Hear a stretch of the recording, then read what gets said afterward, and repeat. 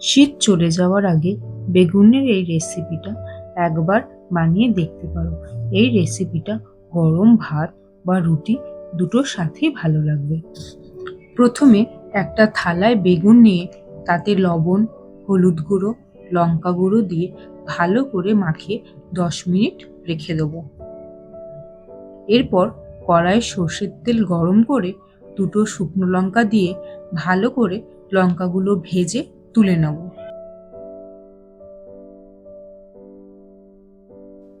এরপর বেগুনগুলো দিয়ে ভালো করে 2 পিঠ ভেজে তুলে নেব। এরপর কড়াইয়ে আরও কিছুটা তেল দিয়ে কয়েক কোটা রসুন আর দুটো টমেটো কুচি দিয়ে দেবো। টমেটো কুচি আর রসুনগুলো ভালো করে ভেজে নেব। ভাজা হয়ে গেলে তুলে নেব। ভেজে রাখা শুকনো লঙ্কা আর ভাজা বেগুনগুলো ভালো করে মেখে নেব। এরপর ভেজে রাখা টমেটো আর রসুনগুলো দিয়ে দেবো। টমেটোর খোসাগুলো ছাড়িয়ে নিয়ে ভালো করে রসুন, টমেটো, বেগুনের সাথে মেখে নেব।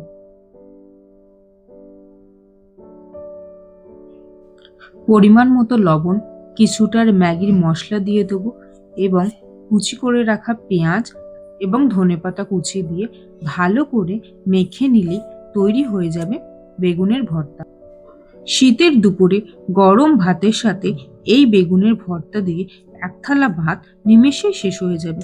বেগুনের এই রেসিপিটা তোমরাও বাড়িতে বানিও, জানিও কেমন লাগলো। ভালো লাগলে একটা লাইক করে দিও। সবাই ভালো থেকো, সুস্থ থেকো। দেখা হবে পরে আর একটা রেসিপি নিয়ে।